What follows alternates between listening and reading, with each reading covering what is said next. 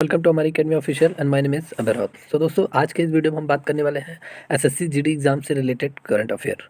जी हाँ, इस वीडियो में हम टोटल टॉप 100 करंट अफेयर्स के क्वेश्चन देखेंगे जो आपके एसएससी जीडी एग्जाम के लिए बहुत ही इंपॉर्टेंट रहने वाले हैं। क्योंकि ये जितने भी क्वेश्चन मैं आपको पूरा बता रहा हूँ, ये मैंने पूरा ईयरली करंट अफेयर पूरा मैंने देखा हुआ है। और उसमें से जो जो इंपॉर्टेंट क्वेश्चन है, वेरी मोस्ट इंपॉर्टेंट क्वेश्चन जो आपके एग्जाम में 100% आ सकते हैं, उन सभी क्वेश्चन को मैं यहाँ पे डिस्कस करूंगा और पूरा मैं आपको 100% समझाने की कोशिश करूंगा। इसका पीडीएफ जो नोट्स है, इसको आपको पूरी तरीके से लिंक में अपलोड कर दिया जाएगा, आप लोग वहाँ से डाउनलोड कर सकते हो। तो दोस्तों, जितने भी लोग एसएससी जीडी का एग्जाम देने जा रहे हैं, पूरी वीडियो को जरूर वॉच कीजिए, शुरू से अंत तक जरूर देखें। और वीडियो पसंद आए दोस्तों तो चैनल को लाइक एंड सब्सक्राइब करना ना भूलें, ठीक है। एसएससी जीडी के लिए top 100 current affairs most very most important question, ये पूरी सीरीज है टॉप 100 करंट अफेयर क्वेश्चन। तो चलिए वीडियो स्टार्ट करते हैं। यहाँ पे अगर हम बात करेंगे कि तो अगर हम यहाँ पे क्वेश्चन की बात करेंगे, किस राज्य के राज्यपाल ने प्रधानमंत्री मोदी के नाम पे सड़क का उद्घाटन किया है? तो किस राज्य के राज्यपाल ने, सिक्किम राज्य के राज्यपाल ने प्रधानमंत्री मोदी जी के नाम पे सड़क का उद्घाटन किया है। ये अभी हाल ही फिलहाल ये काफ़ी चर्चा में था, तो ये आपके एग्जाम में पूछा जा सकता है, बहुत ही चर्चा में था, इंपॉर्टेंट है। चलिए अगले क्वेश्चन की अगर हम बात करें, अगला क्वेश्चन है कि देश के सबसे बड़े इलेक्ट्रिक वाहन चार्जिंग स्टेशन का उद्घाटन कहाँ किया गया है? तो कहाँ किया गया है? ये गुरुग्राम हरियाणा में किया गया है, इंपॉर्टेंट है। इलेक्ट्रिक अब जो आपका पेट्रोल से चलने वाली गाड़ियों के साथ साथ अब इलेक्ट्रिक गाड़ियाँ भी चलने लगी हैं पूरे भारत में, ठीक है। तो इलेक्ट्रिक वाहन चार्जिंग स्टेशन का उद्घाटन गुरुग्राम हरियाणा में किया गया है। अगले क्वेश्चन की अगर हम बात करें, भारत का पहला केंद्रीय रूप से वातानुकूलित एसी रेलवे टर्मिनल कहाँ शुरू हुआ है? तो ये बेंगलुरु कर्नाटक में शुरू हुआ है, इंपॉर्टेंट है। क्वेश्चन है, प्रधानमंत्री जी ने कहाँ पर कालिका माता मंदिर, श्री कालिका माता मंदिर का उद्घाटन किया है? तो ये पंचमहल एक जगह है, ये गुजरात में पड़ता है। यहाँ पर प्रधानमंत्री मोदी जी ने कालिका माता मंदिर, श्री कालिका माता मंदिर का उद्घाटन किया है, इंपॉर्टेंट है। प्रधानमंत्री जी ने उद्घाटन किया है, इसलिए एग्जाम में पूछा जा सकता है, काफ़ी चर्चा में भी था। चलिए अगले क्वेश्चन की बात करें, प्रधानमंत्री मोदी जी ने कहाँ मस्तिष्क अनुसंधान केंद्र का उद्घाटन किया है? तो ये भारतीय विज्ञान संस्थान परिसर में उद्घाटन किया है, इंपॉर्टेंट है। अगले क्वेश्चन की बात करें, भारत की पहली अंडर वाटर मेट्रो ट्रेन कहाँ स्थापित की जाएगी? तो ये कोलकाता में स्थापित की जाएगी, पहली अंडर वाटर मेट्रो स्टेशन, वो भी भारत की पहली। पूरे विश्व में तो लगभग चली रही है, चीन जापान में पानी के अंदर जो मेट्रो स्टेशन चलता है, लेकिन भारत में कोलकाता में स्थापित की जाएगी, पूछा जा सकता है एग्जाम में। अगले क्वेश्चन की बात करें, किस राज्य की पुलिस को प्रेसिडेंशियल कलर पुरस्कार मिला है? तो ये तमिलनाडु पुलिस को मिला हुआ है, ठीक है। प्रेसिडेंशियल पुलिस कलर पुरस्कार ये हर राज्य की पुलिस, सभी राज्यों की पुलिस के बीच में, मतलब किसी एक विशेष राज्य की पुलिस को दिया जाता है। प्रेसिडेंशियल पुलिस कलर अवार्ड ये पुलिस लोगों को दिया जाता है, इंपॉर्टेंट है। अगले क्वेश्चन की बात करें, किस देश में ए आर रहमान के नाम पे सड़क का नाम रखा गया है? किस देश में? ए आर रहमान जो बहुत ही बड़े संगीतकार हैं, ठीक है, बहुत बड़े संगीतकार सिंगर है इंडिया के, तो इनके नाम पे सड़क का नाम रखा गया है, कनाडा के मरखम शहर में रखा गया है, इंपॉर्टेंट है, पूछा जा सकता है। अंतर्राष्ट्रीय बाल शांति पुरस्कार 2021 से किसे सम्मानित किया गया है? तो ये सम्मानित किया गया है विहान एवं नव अग्रवाल, इन दोनों बच्चों को सम्मानित किया गया है, विहान और नव अग्रवाल। ये कहाँ से बिलोंग करते हैं? ये बेसिकली भारत से बिलोंग करते हैं, ठीक है, भारत के रहने वाले हैं, पूछा जा सकता है आपके एग्जाम में। अगले क्वेश्चन की बात करें, किस मंत्रालय ने पद्म पुरस्कार 2022 की घोषणा की है? तो गृह मंत्रालय ये अवार्ड देता है, चाहे पद्म विभूषण हो, पद्म भूषण हो, पद्म श्री हो, तो ये गृह मंत्रालय देता है। कभी कभार नहीं मालूम रहता है तो हम लोग गलत टिक लगा देते हैं, तो ये पूछा जा सकता है। चलिए अगले क्वेश्चन की बात करें, किसको कुष्ठ रोग के लिए अंतर्राष्ट्रीय गांधी पुरस्कार 2021 मिला? तो ये मिला है भूषण कुमार को मिला है, जो चंडीगढ़ के रहने वाले हैं। और एक संस्था है सहयोग कुष्ठा यज्ञ ट्रस्ट, ये गुजरात की एक संस्था है, इसे मिला है। मतलब दो लोगों को मिला है, किसे किसे मिला है? भूषण कुमार को मिला है जो चंडीगढ़ के हैं, और एक संस्था है जो कुष्ठ रोग के लिए काम करती है, कुष्ठ रोगियों के बचाव के लिए काम करती है, उनके लिए काम करती है, तो ये गुजरात की एक संस्था है, उसे मिला है यह पुरस्कार। बात करेंगे, प्रथम लता दीनानाथ मंगेशकर पुरस्कार 2022 से किसे सम्मानित किया गया? तो ये सम्मानित किया गया है प्रधानमंत्री नरेंद्र मोदी जी को सम्मानित किया गया है प्रथम लता दीनानाथ मंगेशकर पुरस्कार 2022 से, ठीक है, पूछा जा सकता है क्योंकि ये 2022 में ये पुरस्कार चालू किया गया था, तो पहली बार प्रधानमंत्री जी को ही ये पुरस्कार दिया गया है। चलिए अगला हम बात करें, मास्टर दीनानाथ पुरस्कार ये किसे दिया गया है? तो ये राहुल देशपांडे को मिला है, जो भारतीय संगीतज्ञ हैं, इन्हें मिला है मास्टर दीनानाथ पुरस्कार, ठीक है। चलिए आगे बात करें। जम्मू कश्मीर पुलिस के किस स्पेशल पुलिस ऑफिसर को मरणोपरांत शौर्य चक्र 2021 से सम्मानित किया गया है? तो किस पुलिस ऑफिसर को सम्मानित किया गया है? इनका नाम है अल्ताफ हुसैन भट्ट। ठीक है, अल्ताफ हुसैन भट्ट जो जम्मू कश्मीर पुलिस के स्पेशल ऑफिसर थे, इन्हें मरणोपरांत शौर्य चक्र से सम्मानित किया गया है, ये पूछा जा सकता है। चलिए अगले क्वेश्चन की अगर हम बात करें, फोटो पत्रकारिता में किसे रामनाथ गोयनका पुरस्कार से सम्मानित किया गया है, या ये भी कह सकते हैं फोटो पत्रकारिता में किसने रामनाथ गोयनका पुरस्कार जीता है? तो ये जीता है जिसान लतीफ़ ने जीता है। ये 2 जनवरी 2022 का डेटा है, इसलिए क्योंकि 2023 का भी डेटा आया नहीं है फोटो पत्रकारिता में, तो ये पूछा जा सकता है। ठीक है, इंपॉर्टेंट है। चलिए अगले क्वेश्चन की बात करें। हिंदी भाषा के लिए साहित्य अकादमी पुरस्कार 2021 से किसे सम्मानित किया गया है? तो ये दया प्रकाश सिन्हा को सम्मानित किया गया है। इनके किस नाटक के लिए? इनके नाटक सम्राट अशोक के लिए इन्हें साहित्य अकादमी पुरस्कार 2021 से सम्मानित किया गया है। 2022 का अभी कोई डेटा आया नहीं है, ना ही अभी किसी को दिया गया है, तो ये 2021 का डेटा आपसे पूछा जाएगा आपके एग्जाम में। ठीक है, देखिए 2021 का हमसे 2022 में पूछता है, और 2022 का अब पूरी तरीके से अब लगभग दे दिया जाएगा 2023 में। 2022 का भी दिया नहीं गया है, तो 2023 में दिया जाएगा, तो 2023 का में हमसे पूछा जाएगा। ठीक है, चलिए अगले क्वेश्चन की बात करें। अंग्रेजी भाषा के लिए साहित्य अकादमी पुरस्कार से किसे सम्मानित किया गया है? तो ये नमिता गोखले को सम्मानित किया गया है। इनके किस उपन्यास के लिए? इनके उपन्यास थिंग्स टू लीव बिहाइंड के लिए इन्हें साहित्य अकादमी पुरस्कार, अंग्रेजी भाषा के साहित्य अकादमी पुरस्कार से सम्मानित किया गया है। अगले क्वेश्चन की बात करें, साहित्य अकादमी युवा पुरस्कार 2021 की घोषणा किसके द्वारा की गई है? तो ये साहित्य अकादमी राष्ट्रीय साहित्य संस्थान द्वारा यह पुरस्कार दिया जाता है, इन्हीं के द्वारा घोषणा की गई है। अगले क्वेश्चन की बात करें, देश के 14वें उपराष्ट्रपति कौन निर्वाचित हुए हैं? तो देश के 14वें उपराष्ट्रपति जगदीप धनखड़ निर्वाचित हुए हैं, जो 7 अगस्त 2022 को निर्वाचित हुए हैं। अगले क्वेश्चन की बात करें, केंद्र सरकार ने किस राज्य में परिवार कल्याण कार्ड जारी करने की घोषणा को मंजूरी प्रदान की? तो ये प्रदान की है उत्तर प्रदेश में। अगस्त 2022 में केंद्र सरकार ने पूरी तरीके से घोषणा की है, राज्य में परिवार कल्याण कार्ड योजना पूरी तरीके से मंजूरी प्रदान कर दी है। चलिए अगले क्वेश्चन की अगर हम बात करेंगे, अगला क्वेश्चन है, भारत की पहली बालिका पंचायत पहल किस राज्य में शुरू की गई? तो ये शुरू किया गया है गुजरात के कच्छ जिले में, जून 2022 में, पूछा जा सकता है एग्जाम में। अगला क्वेश्चन की बात करें, नामसाई घोषणा पत्र किन 2 राज्यों के बीच सीमा संबंधित विवाद है? तो किन 2 राज्यों के बीच ये घोषणा पत्र सीमा विवाद है? तो ये असम और अरुणाचल प्रदेश, 2 राज्यों के बीच नामसाई घोषणा पत्र, ठीक है, जो भी हाल ही फिलहाल चर्चा में था, तो ये 2 राज्यों के बीच सीमा विवाद से संबंधित है। बॉर्डर में जो इशू रहते हैं राज्यों के बीच में, उनके बीच संबंधित विवाद है। चलिए, पीएम श्री स्कूल्स फॉर का पूरा नाम क्या है? तो पीएम श्री स्कूल का पूरा नाम PM school for rising India पूरा नाम है इसका। ये पूछा जा सकता है, कभी कभार फुल नेम हमारे एग्जाम में पूछ लिए जाते हैं। बात करें, श्रेष्ठ का पूर्ण रूप क्या है? जैसे कोई भी योजना अगर निकलती है हाल ही फिलहाल में, तो उस योजना का फुल फॉर्म जरूर पूछ लिया जाता है हमारे एग्जाम में। तो श्रेष्ठ काफ़ी चर्चा में था, तो इसका फुल फॉर्म है scheme for residential education for student in high school in targeted areas. ये इसका फुल फॉर्म है, एक बार मैं फिर से रीड कर देता हूँ। स्कीम फॉर रेसिडेंशियल एजुकेशन, ठीक है, for student in high school targeted areas, ये इसका फुल फॉर्म है। ठीक है, एग्जाम में पूछा जा सकता है। चलिए अगले क्वेश्चन की अगर हम बात करें, अगला क्वेश्चन है कि अटल ब्रिज किस नदी पर बनाया गया है? अटल ब्रिज किस नदी पे बनाया गया है? तो ये साबरमती नदी पे बनाया गया है। अटल ब्रिज जो है ये भारत का सबसे लंबा ब्रिज बन गया है। ठीक है, तो इसलिए अटल ब्रिज साबरमती नदी पे बनाया गया है, ये पूछा जा सकता है। ठीक है, चलिए अगले क्वेश्चन की बात करें, देश की पहली शिक्षा टाउनशिप एजुकेशन टाउनशिप का निर्माण किस राज्य में किया जाएगा? तो ये उत्तर प्रदेश में किया जाएगा, इंपॉर्टेंट है। अगले क्वेश्चन की बात करें, भारत का पहला हर घर जल प्रमाणित जिला बना है, तो कौन बना है? ये बुरहानपुर एक ज़िला है जो मध्य प्रदेश में पड़ता है। यहाँ पे पूरी तरीके से हर घर में जल पूरी तरीके से उपलब्ध है, हर घर जल प्रमाणित जिला ये बन गया है, मतलब घर के सभी लोगों को, पूरे ज़िले के सभी लोगों को जल की पर्याप्त मात्रा उपलब्ध है, और ये पहला जिला बना है भारत का। अगले क्वेश्चन की बात करें, इस्माइल योजना का पूरा नाम क्या है? संत श्री रामानुजमचार्य की 216 फीट ऊंची प्रतिमा की स्थापना कहाँ की गई है? तो ये की गई है हैदराबाद में किया गया है, और इस प्रतिमा का क्या नाम दिया गया है? स्टैचू ऑफ इक्वलिटी, इक्वलिटी असमता मूर्ति भी इसे नाम दिया गया है। स्टैचू ऑफ इक्वलिटी अगर बोलेंगे तो संत श्री रामानुजमचार्य की मूर्ति का नाम दिया गया है, ठीक है, स्टैचू का नाम दिया गया है, और इसे हिंदी में समता मूर्ति भी कहते हैं, ये याद रखिए। ये कहाँ पे स्थापना किया गया है? हैदराबाद में, इंपॉर्टेंट है। चलिए अगले क्वेश्चन की बात करें, अगला क्वेश्चन है कि सहाय योजना का पूर्ण रूप क्या है? सहाय योजना का पूर्ण रूप sport action toward harnessing aspiration for youth, इस योजना का फुल फॉर्म है। पूछा जा सकता है एग्जाम में।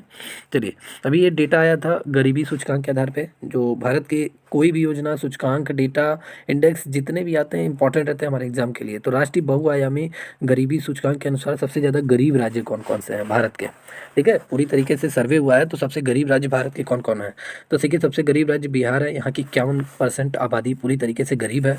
दूसरा झारखंड है, यहाँ की 42% आबादी गरीब है। तीसरा उत्तर प्रदेश है, यहाँ 37.89% आबादी यहाँ की गरीब है।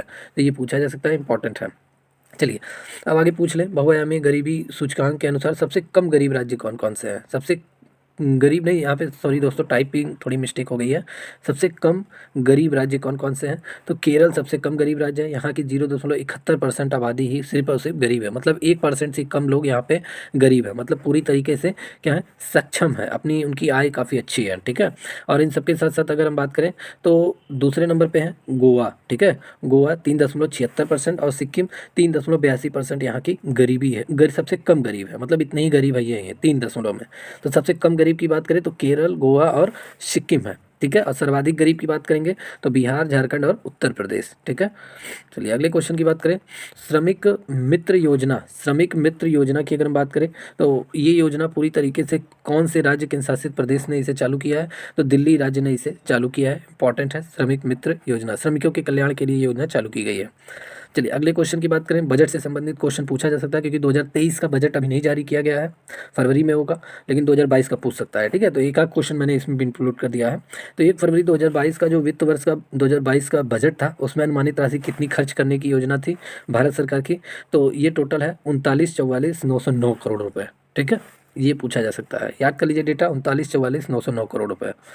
चलिए अगले क्वेश्चन की अगर हम बात करें, बजट 2022 के अनुसार वर्ष 2022 में करों के योगदान का क्रम क्या है, मतलब कहाँ कहाँ से भारत सरकार की कमाई होती है, किन किन चीज़ों से कमाई होती है, कहाँ कहाँ से कमाई होती है, ये पूछा जा सकता है। तो सबसे ज़्यादा जो भारत सरकार को कमाई होती है वस्तु एवं सेवा कर, मतलब जीएसटी से सबसे ज़्यादा भारत सरकार कमाती है, फिर निगम कर से कमाती है, फिर आय कर से कमाती है, फिर उसके बाद केंद्रीय शुल्क उत्पाद सीमा शुल्क से कमाती है, केंद्रीय उत्पाद शुल्क सीमा शुल्क से कमाती है भारत सरकार, ठीक है। तो ये क्रम पूछा जा सकता है आपके एग्जाम के लिए, बहुत ही इंपॉर्टेंट है। चलिए अगले क्वेश्चन की बात करें, देश के 15वें, ठीक है, देश के 15वें वित्त आयोग के अध्यक्ष कौन बने हैं, तो देश के 15वें वित्त आयोग के अध्यक्ष बने हैं एन के सिंह। ये पूछा जा सकता है, एन के सिंह पहले से भी थे, तो ये पूछा जा सकता है क्योंकि वित्त आयोग काफ़ी चर्चा में था इस समय, तो ये पूछा जा सकता है, ठीक है। चलिए अगले क्वेश्चन की बात करें, एचडीएफसी बैंक ने अपनी पहली महिला शाखा का शुभारंभ कहाँ किया है, तो ये पहली महिला शाखा का शुभारंभ केरल में किया है, ठीक है। पूरे पहली के नाते ये एग्जाम में पूछा जा सकता है, पहली महिला शाखा, तो ये केरल में इन्होंने किया है एचडीएफसी बैंक ने। चलिए अगले क्वेश्चन, किस चटनी को जीआई टैग मतलब भौगोलिक संकेत दिया गया है, तो ये काई चटनी को भौगोलिक संकेत जीआई टैग दिया गया है। और ये काई चटनी किस राज्य से संबंधित है, या उड़ीसा राज्य से संबंधित है, उड़ीसा राज्य से संबंधित है, वहाँ की ये पारंपरिक व्यंजन है खाने का काई चटनी, ठीक है। तो इसलिए इसे भौगोलिक संकेत दिया गया है, ठीक है। चलिए अगले क्वेश्चन की अगर हम बात करें, वर्ल्ड इकोनॉमिक आउटलुक रिपोर्ट किसने जारी की 2022 का, मतलब कौन जारी करता है वर्ल्ड इकोनॉमिक रिपोर्ट, तो अंतर्राष्ट्रीय मुद्रा कोष जारी करता है, ठीक है, आईएमएफ जारी करता है इसका रिपोर्ट, पूछा जा सकता है। बिटकॉइन को कानूनी मान्यता देने वाला देश का पहला राज्य कौन कौन, पहला देश कौन कौन सा है, ठीक है। पहला देश जो है वो अल सल्वाडोर है, कौन है, अल सल्वाडोर देश पहला देश जो है बिटकॉइन काफ़ी चर्चा में रह रहा है इस समय, तो बिटकॉइन पहला देश अल सल्वाडोर ने अपने आप पूरी तरीके से कानूनी मुद्रा घोषित कर दिया है, ठीक है। और दूसरा देश जो बना है वो मध्य अफ्रीकी गणराज्य बना है, पूछा जा सकता है आपके एग्जाम में, ठीक है। चलिए अगले क्वेश्चन की हम बात करें, अगला क्वेश्चन है, ग्लोबल रिस्क रिपोर्ट किसके द्वारा जारी की जाती है, ये रिपोर्ट जितने भी वर्ल्ड रिपोर्ट जितने भी जारी किए जाते हैं ये एग्जाम में पूछे जाते हैं, कौन जारी करता है, तो ग्लोबल रिस्क रिपोर्ट ये वर्ल्ड इकोनॉमिक फोरम द्वारा जारी किया जाता है, किसके द्वारा, वर्ल्ड इकोनॉमिक फोरम द्वारा ये पूरा जारी किया जाता है, इंपॉर्टेंट है। चलिए अगले क्वेश्चन की बात करें, अगला क्वेश्चन है कि पशुओं के कल्याण के लिए, ठीक है, पशुओं के लिए देश की पहली कोविड-19 वैक्सीन का क्या नाम रखा गया है, पशुओं के लिए, ठीक है। तो इसका नाम रखा गया है इकोवैक्स, इसका नाम रखा गया है, जो जानवरों के लिए कोविड-19 वैक्सीन तैयार की गई है, तो इकोवैक्स इस दवा का नाम है, याद कर लीजिए, इंपॉर्टेंट है। चलिए अगले क्वेश्चन की बात करें, कोविड-19 संबंधी इलाज के लिए विश्व की प्रथम गोली टैबलेट का क्या नाम है, तो लगेवरियो ठीक है। ये कोविड-19 संबंधी इलाज के लिए प्रथम गोली टैबलेट है, ठीक है। अभी तक जितने भी थे वो पूरी तरीके से इंजेक्शन या तो रहता था या तो कोई नेज़ल ड्रॉप रहता था, लेकिन अब जो है ये लगे वरियो है, ठीक है। अभी तक जो हम लोगों को जो कोविड-19 का जो कोरोना वायरस का जो पूरी तरीके से जो डोज़ दिया जाता था वो सुई के माध्यम से इंजेक्शन लगाकर हमारे बॉडी में दिया जाता था, लेकिन अब ये पहली गोली जो विकसित की गई है ये लगे वरियो है, ठीक है। ये पूछा जा सकता है। चलिए अगले क्वेश्चन की बात करें, द हिंदू, ठीक है, हिडन हिंदू पुस्तक के लेखक कौन है? चर्चा में है द हिडन हिंदू पुस्तक के लेखक, तो ये अक्षत गुप्ता इस पुस्तक के लेखक है। पूछा जा सकता है कौन है? अक्षत गुप्ता, ठीक है, पूछा जा सकता है, इंपॉर्टेंट है। चलिए अगले क्वेश्चन की बात करें, अटल यादें पुस्तक के लेखक कौन है? अटल यादें पुस्तक के लेखक मतलब अटल प्रधानमंत्री जो पूर्व प्रधानमंत्री थे अटल बिहारी वाजपेयी, उनसे संबंधित पुस्तक ये है, एग्जाम में पूछा जा सकता है। तो इसके जो लेखक हैं वो हैं वीरेंद्र जैन, पूछा जा सकता है, इंपॉर्टेंट है। चलिए अगले क्वेश्चन की बात करें, ग्रेट हॉर्नबिल राजकीय पक्षी है, मतलब ग्रेट हॉर्नबिल किन राज्यों की राजकीय पक्षी है? तो ये अरुणाचल प्रदेश और केरल दोनों राज्यों की ये राजकीय पक्षी है। यह पक्षी भारतीय उपमहाद्वीप और दक्षिण पूर्व एशिया में पाया जाता है, याद कर लीजिए, इंपॉर्टेंट है। चलिए अगले क्वेश्चन की बात करें, विश्व स्वास्थ्य संगठन द्वारा मंजूरी प्रदत्त विश्व का पहला मलेरिया टीका है, तो इसका आंसर आप लोग दोगे दोस्तों, कमेंट सेक्शन में जरूर टाइप करके बताइए। विश्व स्वास्थ्य संगठन द्वारा मंजूरी प्रदत्त विश्व का पहला मलेरिया टीका, देखते हैं कितने दोस्तों को ये मालूम है, कमेंट सेक्शन में जरूर टाइप करके बताइए आंसर इसका, ठीक है। ये आप लोगों के लिए मैंने छोड़ दिया है। चलिए अगले क्वेश्चन की बात करें, किस देश की पुरुष टीम थॉमस विश्व कप 2022 बैडमिंटन चैंपियनशिप की विजेता है? तो कौन सी टीम ने जीता है 2022 का थॉमस कप, ठीक है, बैडमिंटन चैंपियनशिप? भारत ने जीता है, ठीक है, भारत ने जीता है। किसे हरा के जीता है? तो भारत ने इंडोनेशिया को हराकर, ठीक है, यह खिताब अपने नाम किया है, इंपॉर्टेंट है, ठीक है। चलिए अगले क्वेश्चन की बात करें, पहली वर्ष 2022 में, ठीक है, पहली बार अफ्रीका पैरालंपिक खेलों की मेजबानी करेगा, ठीक है, मतलब 2023 में पहली बार अफ्रीका पैरालंपिक खेलों की मेजबानी करेगा, तो कौन सा राज्य करेगा? तो ये अफ्रीका का घाना राज्य, घाना देश कहेंगे, अफ्रीका महाद्वीप का घाना देश, ठीक है, 23वां पैरालंपिक खेलों की ये मेजबानी करेगा, इंपॉर्टेंट है। घाना एक देश है तो वो मेजबानी करेगा। चलिए अगले क्वेश्चन की बात करें, ये लाइन से क्वेश्चन काफ़ी इंपॉर्टेंट है, ठीक है। 50वां नंबर क्वेश्चन है, 23वां राष्ट्रमंडल खेल 2026 कहाँ आयोजित होगा? तो ये आयोजित होगा विक्टोरिया, ऑस्ट्रेलिया में ये आयोजित होगा। 23वां राष्ट्रमंडल खेल जो 2026 में होना है, ये ऑस्ट्रेलिया में होगा, विक्टोरिया प्रांत में, ठीक है, पूछा जा सकता है, क्योंकि ऐसे ही क्वेश्चन हमारे एग्जाम में आते हैं और हम पढ़कर नहीं जाते, हमें लगता है कि बाहर से आया है, क्या है, कैसा है, तो यही सब पूछा जाता है, ठीक है। अगला क्वेश्चन है कि फीफा अंडर 20, ठीक है, फीफा अंडर 20, ठीक है, पुरुष विश्व कप 2023 ये कहाँ पर होगा? तो अंडर 20 फीफा विश्व कप ये इंडोनेशिया में होगा, ठीक है, इंडोनेशिया देश में। अगला क्वेश्चन, आईसीसी 13वें पुरुष विश्व कप 2023 कहाँ पर होगा? तो ये जो होगा ये भारत में होगा। आईसीसी 13वां पुरुष विश्व कप 2023 ये भारत में होना है, प्रस्तावित है 2023 में। 50-50 ओवर का ये पूरा गेम है, क्रिकेट विश्व कप है, ठीक है, ये भारत में होगा, इंपॉर्टेंट है। चलिए अगले क्वेश्चन की बात करें, अगला क्वेश्चन है ऊर्जा साक्षरता अभियान प्रारंभ करने वाला राज्य है, तो ऊर्जा साक्षरता अभियान प्रारंभ करने वाला राज्य है कौन सा राज्य है? मध्य प्रदेश, ठीक है, इंपॉर्टेंट है, पूछा जा सकता है। तो दोस्तों जितने लोग इस वीडियो को देख रहे हैं, अगर वीडियो अच्छा लग रहा हो, जानकारी अच्छी लग रही हो, तो जल्दी से चैनल को लाइक एंड सब्सक्राइब कर दीजिए दोस्तों, क्योंकि लाइक एंड सब्सक्राइब आप जितना करेंगे उतना मैं मोटिवेट होता रहूँगा और आप सभी के लिए मैं वीडियो बनाता रहूँगा, ठीक है।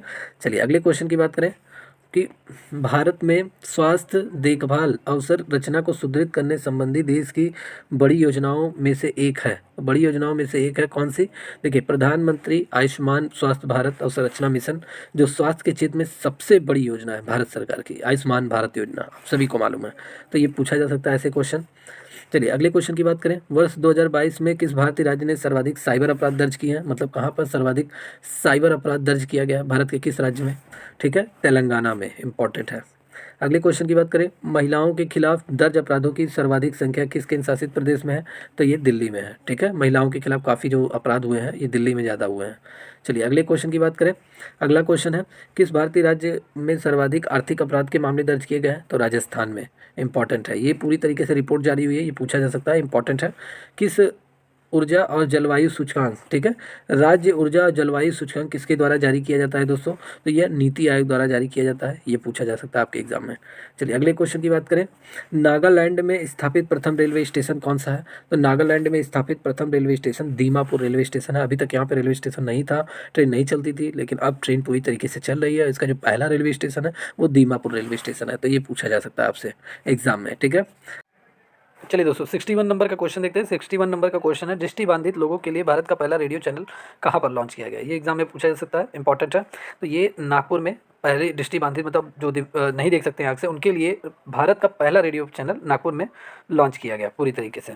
अगला क्वेश्चन है कि भारत की सबसे बड़ी, ठीक है, सबसे लंबी और सबसे भारी मालगाड़ी ट्रेन कौन सी है? तो इसका नाम है सुपर वासुकी। मालगाड़ी ट्रेन क्या होता है? जो सामान को एक जगह से दूसरे जगह पहुंचाने का काम करता है, जितनी भी मालगाड़ी ट्रेनें होती हैं, ठीक है। तो सबसे लंबी और भारी मालगाड़ी ट्रेन जो है उसका नाम है भारत का सुपर वासुकी, इंपॉर्टेंट है। चलिए अगले क्वेश्चन की बात करें। अगला क्वेश्चन है महात्मा गांधी, ठीक है, महात्मा गांधी की एक प्रतिमा का अनावरण किस देश में किया गया? तो पराग्वे देश में किया गया है। महात्मा गांधी की एक प्रतिमा मतलब मूर्ति का पूरी तरीके से अनावरण पराग्वे देश में किया गया है, इंपॉर्टेंट है, पूछा जा सकता है। चलिए अगले क्वेश्चन की अगर हम बात करें, अगला क्वेश्चन है कि किस लैटिन अमेरिकी देश में स्वामी विवेकानंद की पहली प्रतिमा मतलब मूर्ति का अनावरण किया गया? तो मैक्सिको देश में। मैक्सिको देश में स्वामी विवेकानंद का और पराग्वे देश में महात्मा गांधी की मूर्ति का अनावरण किया गया है। अगले क्वेश्चन की बात करें, भारत और बांग्लादेश के बीच तीसरी पैसेंजर ट्रेन शुरू की गई, ठीक है। कौन सी तीसरी पैसेंजर ट्रेन? मिताली एक्सप्रेस। याद कर लीजिए, Mithali as a Indian cricketer, women cricketer है, उन्हीं के नाम पे और भारत बांग्लादेश के बीच तीसरी पैसेंजर ट्रेन लॉन्च की गई मतलब शुरू की गई, ठीक है। चलिए अगले क्वेश्चन की बात करें, किस देश ने बाल विवाह को पूर्ण रूप से समाप्त करने की घोषणा की है? दक्षिणी सूडान। दक्षिणी सूडान ने पूरी तरीके से बाल विवाह को पूर्ण रूप से समाप्त करने की घोषणा की है। ये इंपॉर्टेंट इसलिए है क्योंकि लास्ट ईयर का जो पूरा डेटा है दक्षिणी सूडान में जो लिंगानुपात है वो काफ़ी खराब है, रेशियो यहाँ का, ठीक है। दक्षिणी सूडान एक दक्षिणी अफ्रीकाई मतलब अफ्रीका कॉन्टिनेंट का एक देश है, ठीक है। तो ये एग्जाम में पूछा जा सकता है, काफ़ी हाईलाइटेड था। अगला क्वेश्चन है, वह देश जिसके साथ भारत ने कोविड टीकाकरण प्रमाण पत्र की पारस्परिक मान्यता का समझौता किया है? तो Nepal. Nepal is the right answer. Nepal के साथ भारत ने कोविड टीकाकरण का जो प्रमाण पत्र है पूरी तरीके से नेपाल में भी अप्लाई होगा। जैसे भारत के सभी लोगों के नागरिकों के लिए टीका लगाने के बाद जो मोबाइल पे मैसेज आता है पूरी तरीके से गवर्नमेंट ऑफ इंडिया लिखा रहता है, वैसे नेपाल के साथ टीकाकरण प्रमाण पत्र की पारस्परिक मान्यता को समझौता किया गया। अगला क्वेश्चन है, साहित्य का नोबेल पुरस्कार 2021 किसे प्रदान किया गया? तो 2021 का नोबेल पुरस्कार साहित्य के क्षेत्र में अब्दुल रज्जाक को दिया गया है। ये तंजानिया के रहने वाले हैं लेकिन इस समय इंग्लैंड में रह रहे हैं, तो दोनों नाम याद कर लीजिए, ठीक है। अब्दुल रज्जाक को दिया गया है। इनकी किस उपन्यास के लिए दिया गया है? तो इनकी उपन्यास है, ठीक है, क्या नाम है? मेमोरी ऑफ द डिपार्चर 1987, इनके उपन्यास का नाम है। चलिए अगले क्वेश्चन की बात करें। अगला क्वेश्चन है, बिम्स्टेक के सदस्य देश कौन कौन से हैं? तो बिम्स्टेक के सदस्य देश हैं भारत, बांग्लादेश, ठीक है, भूटान, म्यांमार, नेपाल, श्रीलंका, थाईलैंड। जितने भी जो सदस्य होते हैं, जितने भी जो समूह होते हैं, जैसे G7, G20, बिम्स्टेक हो गया, ठीक है, सार्क हो गया, तो इन सब पे जितने सदस्य देश होते हैं, कभी कभार हमारे एग्जाम में यही पूछ लिए जाते हैं। तो बिम्स्टेक के सदस्य देश कितने हैं टोटल? तो 4 3 7 देश हैं। कौन कौन से? भारत, बांग्लादेश, भूटान, म्यांमार, नेपाल, श्रीलंका, थाईलैंड है, इंपॉर्टेंट है। चलिए G20 शिखर सम्मेलन 2023 कहाँ पे प्रस्तावित है अब की बार? तो ये भारत में पूरी तरीके से अब की बार प्रस्तावित है, G20 शिखर सम्मेलन 2023। चलिए अगले क्वेश्चन की अगर हम बात करें, अगला क्वेश्चन है, मिस दीवा यूनिवर्स 2022 का खिताब किसने जीता है? तो देविका रॉय ने अब की बार का खिताब जीता है, मिस दीवा यूनिवर्स 2022 का। देविका रॉय कहाँ की रहने वाली हैं? ये कर्नाटक की। चलिए 72 नंबर का क्वेश्चन है, मिस यूनिवर्स डिवाइन का खिताब किसने जीता है? तो ये पल्लवी सिंह ने जीता है और ये कहाँ की है? भारत की है, ठीक है। मिस यूनिवर्स में पूरे विश्व भर में पूरा ये प्रतियोगिता होती है, तो पल्लवी सिंह ने जीता है भारत की तरफ से। मिस दिवा यूनिवर्स इसमें देविका रॉय ने जीता है, कर्नाटक की रहने वाली हैं, याद कर लीजिए। चलिए अगले क्वेश्चन की बात करें, मिसेज वर्ल्ड 2022 का विजेता किसे चुना गया है? ये चुना गया है साइलिन फोर्ड, जो यूएसए के रहने वाली हैं। तो मिसेज वर्ल्ड 2022 का विजेता इन्हें चुना गया है, अब की बार ये बनी है मिसेज वर्ल्ड 2022, साइलिन फोर्ड यूएसए की रहने वाली हैं। अगले क्वेश्चन की अगर हम बात करें, अगला क्वेश्चन है, पेटा इंडिया ने किस वर्ष 2021 का पर्सन ऑफ द ईयर चुना है? देखिए पेटा इंडिया होता क्या है, जानवरों के प्रति जो दयालुपन जो दिखाता है, जानवरों के लिए कोई अच्छा काम करता है, उन लोगों को पेटा इंडिया अवार्ड दिया जाता है, ठीक है, पेटा अवार्ड दिया जाता है उन लोगों को। तो अब की बार मिला है ये आलिया भट्ट को मिला है, इससे पहले बहुत सारे लोगों को मिल चुका है, इससे पहले सोनाक्षी सिन्हा को मिल चुका है और इन सबके साथ साथ बहुत सारे फिल्मी जो एक्टर एक्ट्रेस है उन्हें मिल चुका है, लेकिन 2021 का PETA India person of the year का अवार्ड ये आलिया भट्ट को मिला है, इंपॉर्टेंट है, पूछा जा सकता है। चलिए अगले क्वेश्चन की बात करें, अगला क्वेश्चन है कि 13 चलिए नेक्स्ट क्वेश्चन है, 13 एक्सप्रेस वाला देश का पहला राज्य कौन सा है? 13 एक्सप्रेसवे, तो ये जो राज्य है भारत का 13 एक्सप्रेसवे जहाँ पर है ये उत्तर प्रदेश है। ये एक्सप्रेसवे होता क्या है, जो नेशनल हाईवे जो होता है उसी को ही कहते हैं, NH को, ठीक है, नेशनल हाईवे जो बड़े पैमाने पे बनाया जाता है, जिसपे 4 लेन 4 लेन वाली जो ट्रकें होती हैं वो सब पूरी चल सकती हैं एक साथ कई सारे, और इसमें बहुत सारे जो फाइटर जेट होते हैं इस पर उतर सकते हैं, ठीक है, एक्सप्रेसवे पर, तो वो होता है। तो 13 एक्सप्रेसवे टोटल किस राज्य में है? पहला राज्य कौन सा है देश का जहाँ पे सबसे ज़्यादा एक्सप्रेसवे हैं? तो वो उत्तर प्रदेश है, इंपॉर्टेंट है। चलिए नेक्स्ट क्वेश्चन की बात करें, नेक्स्ट क्वेश्चन है, कचाई लेमन फेस्टिवल, ठीक है, किस राज्य में आयोजित किया जाता है? तो ये मणिपुर में आयोजित किया जाता है कचाई लेमन फेस्टिवल। जितने फेस्टिवल वाले क्वेश्चन होते हैं वो हमारे एग्जाम में पूछे जाते हैं और ये काफ़ी चर्चा में था, तो एग्जाम में पूछा जा सकता है। कचाई लेमन फेस्टिवल मणिपुर राज्य में मनाया जाता है। चलिए अगले क्वेश्चन की बात करें। किस वर्ष तक टीबी मुक्त भारत का लक्ष्य रखा गया है? मतलब पूरी तरीके से ट्यूबरकुलोसिस, टीबी का फुल फॉर्म है, इस बीमारी से कब तक पूरी तरीके से भारत को पूरी तरीके से मुक्त कर दिया जाएगा, मतलब एक भी मरीज नहीं रहेंगे। तो ये पूरी तरीके से भारत सरकार द्वारा यह लक्ष्य रखा गया है कितना? 2025 तक। 2025 तक पूरी तरीके से भारत में टीबी मुक्त राज्य पूरी तरीके से घोषित करना है, 2025। अगले क्वेश्चन की बात करें। पीएम स्वनिधि योजना का संबंध किससे है? तो पीएम स्वनिधि योजना का संबंध ये स्ट्रीट वेंडर से है, मतलब जो सड़कों के किनारे जो ठेले ठप्पड़ लगाकर रोजी रोटी करते हैं, कमाते खाते हैं, उन्हीं लोगों के लिए पीएम स्वनिधि योजना संबंधित है। इसमें 10,000 रुपये तक का लोन दिया जाता है, ठीक है, भारत सरकार देती है 10,000 रुपये का लोन उन लोगों को अपना बिजनेस चलाने के लिए, ठीक है। फिर बहुत ही कम रेट पे ये पूरी तरीके से, मतलब इंटरेस्ट रेट इसमें ना के बराबर होता है, बहुत ही कम रहता है और या रहता भी नहीं है, ठीक है। लेकिन ये 10,000 रुपये तक का पहली बार ये पूरा लोन दिया जाता है स्ट्रीट वेंडर को अपने बिजनेस को चलाने के लिए। तो पीएम स्वनिधि योजना किससे संबंधित है? स्ट्रीट वेंडर से संबंधित है, ठीक है। चलिए अगले क्वेश्चन की बात करें। मोटे अनाज वाली फसलों का अंतर्राष्ट्रीय वर्ष किसे घोषित किया गया है? 2023 को एक लक्ष्य निर्धारित किया गया है कि 2023 जो है ये मोटे अनाज वाली फसलों का अंतर्राष्ट्रीय वर्ष होगा, मतलब मोटे अनाज की फसलें ज़्यादा होने वाली हैं 2023 में। चलिए अगले क्वेश्चन की बात करें। WWW मतलब वर्ल्ड वाइड डे, ये कब मनाया जाता है? तो वर्ल्ड वाइड डे 1 अगस्त 2022 को की बार मनाया गया, 1 अगस्त 2022। अभी 2023 का बनाया नहीं गया, तो इसलिए 2022 का ही डेटा पूछा जाएगा, ठीक है। 2023 का अभी नहीं मनाया गया, अभी आया ही नहीं अगस्त, ठीक है। चलिए अगले क्वेश्चन की बात करें। खाद्य सुरक्षा दिवस ये कब मनाया जाता है? तो ये 7 जून को मनाया जाता है। मुख्य विषय इसका क्या है 2022 का? अब की बार सुरक्षित खाद्य बेहतर स्वास्थ्य, ये अब की बार का विषय है, काफ़ी चर्चा में था खाद्य सुरक्षा दिवस, ठीक है, तो इसलिए ये पूछा जा सकता है आपके एग्जाम में। चलिए नेक्स्ट क्वेश्चन की बात करें। ये पुस्तक काफ़ी चर्चा में थी, बहुत सारी लोगों ने इस पुस्तक के लिए आवाज़ भी उठाई थी, ठीक है, और बहुत ही हाईलाइटेड था। The monk who transport Uttar Pradesh, इस पुस्तक के लेखक कौन है? शांतनु गुप्ता, ठीक है। द मॉन्क मतलब साधु, हु ट्रांसपोर्ट उत्तर प्रदेश, मतलब शांतनु गुप्ता ने इस पुस्तक को लिखा है। ये आपके एग्जाम में पूछा जा सकता है। इसमें योगी आदित्यनाथ जी के पूरे कार्यकाल के बारे में पूरी तरीके से बताया गया है इस पुस्तक में, ठीक है। और बहुत सारी चीज़ें हैं इसमें, आप लोग कभी समय निकाल के इसे पढ़िए जरूर, ठीक है। तो ये पुस्तक काफ़ी चर्चा में था, पूछा जा सकता है। तो इसके राइटर कौन है? शांतनु गुप्ता, इंपॉर्टेंट है। चलिए अगले क्वेश्चन की बात करें। 400 डेज पुस्तक के लेखक कौन है? तो बहुत मशहूर लेखक है चेतन भगत। चेतन भगत की नई पुस्तक का नाम 400 डेज, ये बहुत ही हाईलाइटेड है, ठीक है। तो इनका पूछा जा सकता है। जितने जो बड़े लेखक होते हैं उनसे एग्जाम में जरूर क्वेश्चन पूछे जाते हैं। छोटे लेखक का जल्दी पूछे ना पूछे, लेकिन बड़े लेखक जैसे किरण बेदी हो गया, चेतन भगत हो गया, ठीक है, शांतनु गुप्ता का जैसे ये भी बड़े लेखक हैं, इनका भी पूछा जा सकता है, ठीक है। जो बड़े बड़े राइटर हैं जैसे शशि थरूर हो गए, ठीक है, इनका पूछा जा सकता है, जो चर्चा में है काफ़ी। और रामनाथ कोविंद जी भी पुस्तक लिखते रहते हैं हमेशा, ठीक है।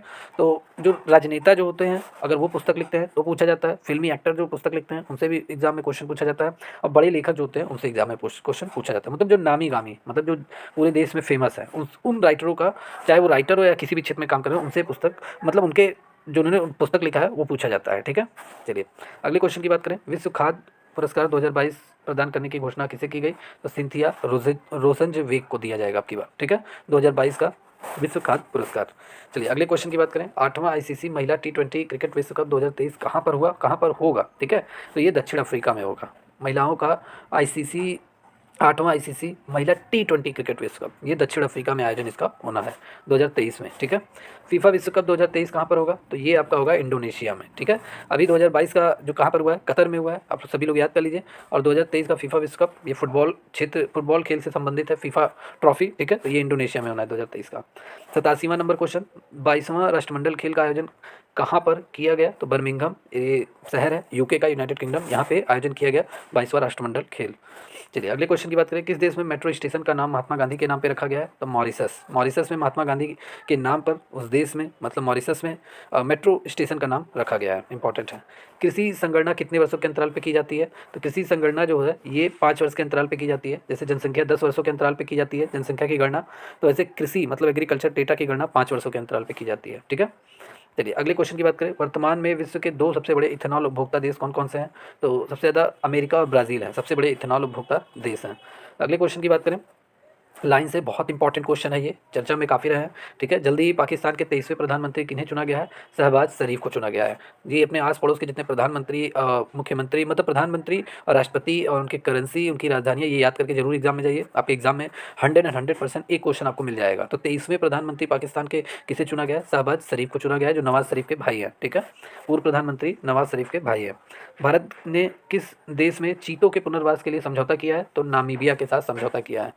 जो भी हाल ही फिलहाल में जो चीते आए हैं इंडिया में, ठीक है, चीते जो इंडिया में लाकर बसाए गए हैं चीतों की जनसंख्या बढ़ाने के लिए, वो किस देश से लाए गए हैं? नामीबिया से लाए गए हैं। ठीक है, तो नामीबिया ये काफ़ी चर्चा में था जब चीते आए थे। ठीक है, वहीं से चीते लाए गए थे, तो एग्जाम में पूछा जा सकता है। ठीक है, चलिए अगला क्वेश्चन है, जब चीतों को लाया गया भारत में चीतों को लाया गया तो उन्हें कहाँ पे स्थापित किया गया? तो मध्य प्रदेश के कूनू राष्ट्रीय उद्यान में उन चीतों को बसाया गया है। ठीक है, ये पूछा जा सकता है, बहुत चर्चा में था, प्रधानमंत्री जी ने उन चीतों को छोड़ा था, तो एग्जाम में पूछा जा सकता है। कूनू राष्ट्रीय उद्यान मध्य प्रदेश में। अगला क्वेश्चन है कि भारत में 52वां बाघ अभ्यारण्य है। भारत का 52वां बाघ अभ्यारण्य कौन सा है? रामगढ़ विषधारी बाघ अभ्यारण्य। ये कहाँ पर है? राजस्थान में है, पूछा जा सकता है। चलिए अगला क्वेश्चन है, वर्तमान में भारत में विश्व धरोहरों की कुल संख्या कितनी है? तो टोटल 40 धरोहर हो गए हैं भारत में विश्व धरोहर की संख्या। अगला क्वेश्चन है, अंतर्राष्ट्रीय युवा दिवस कब मनाया जाता है? तो ये 12 अगस्त को मनाया जाता है। दिवस और तिथि पूछा जा सकता है एग्जाम में। अंतर्राष्ट्रीय बालिका दिवस कब मनाया जाता है? तो ये 11 अक्टूबर को मनाया जाता है। ये सब याद कर लीजिए, क्योंकि एग्जाम में पूछा जा सकता है। दिवस तिथि से, जैसे पुस्तक से पूछा जाएगा, वैसे दिवस और तिथि से भी क्वेश्चन पूछा जा सकता है। चलिए अगले क्वेश्चन की बात करें, द 10 ट्रिलियन ड्रीम के लेखक कौन है? ये पुस्तक काफ़ी चर्चा में थी। द 10 ट्रिलियन ड्रीम के लेखक कौन है? सुभाष चंद्र गर्ग हैं, इंपॉर्टेंट है। ठीक है, चलिए अगले क्वेश्चन की बात करें, ऑस्ट्रेलियन ओपन जो टेनिस खेल से संबंधित है, इसके पुरुष और महिला एकल विजेता खिलाड़ी कौन है 2022 में? तो पुरुष एकल के विजेता कौन है? राफेल नडाल हैं, जो स्पेन के रहने वाले हैं, और एस्ले बाल्टी ने जीता है ऑस्ट्रेलियन ओपन। ठीक है, जो ऑस्ट्रेलिया की ही रहने वाली हैं। ठीक है, तो राफेल नडाल ऑस्ट्रेलियन ओपन के विजेता 2022 के, एस्ले बाल्टी महिला एकल में। ठीक है, ऑस्ट्रेलियन ओपन की विजेता, महिला विजेता। ठीक है, चलिए 100वां number question, last question, Asia cup 2022 का आयोजन कहाँ किया गया? तो ये यूएई में किया गया, कतर में किया गया, और श्रीलंका में प्रस्तावित होना था, लेकिन श्रीलंका में इस समय आप समझ ही रहे होंगे, हालात वहाँ की ख़राब है, बहुत ही सिचुएशन ख़राब है, तो इसलिए वहाँ ना करा के ये यूएई में अब की बार कराया गया। ठीक है, संयुक्त अरब अमीरात में, और श्रीलंका ही इसका विजेता बना है, और पाकिस्तान को हरा के वो विजेता बना है। तो दोस्तों ये 100 question, top 100 question, current affair के क्वेश्चन, जो आपके एग्जाम में 100% इंपॉर्टेंट है, आपके एग्जाम में आ सकते हैं। तो पूरा वीडियो शुरू से अंत तक दोस्तों जरूर देखिए, 1 से 2 बार आप देख लेंगे, आपका पूरा तैयार हो जाएगा। दोस्तों वीडियो अच्छी लगी हो तो प्लीज़ चैनल को लाइक एंड सब्सक्राइब करना ना भूलें, बेल आइकन पर प्रेस करना ना भूलें, और ऐसे ही करंट अफेयर वीडियो के लिए इस चैनल पे बने रहें, चैनल को लाइक एंड सब्सक्राइब करना ना भूलें। देखिए जितने भी क्वेश्चन मैंने बताए हैं आपके एसएससी जीडी एग्जाम के लिए वेरी मोस्ट इंपॉर्टेंट क्वेश्चन है, पूरा देखिए। इसका पीडीएफ मैं लिंक में अपलोड कर दूंगा, आप वहाँ से इसके पीडीएफ को डाउनलोड कर लीजिएगा। ठीक है, सो मिलते हैं नेक्स्ट वीडियो में, टेक केयर, गुड बाय।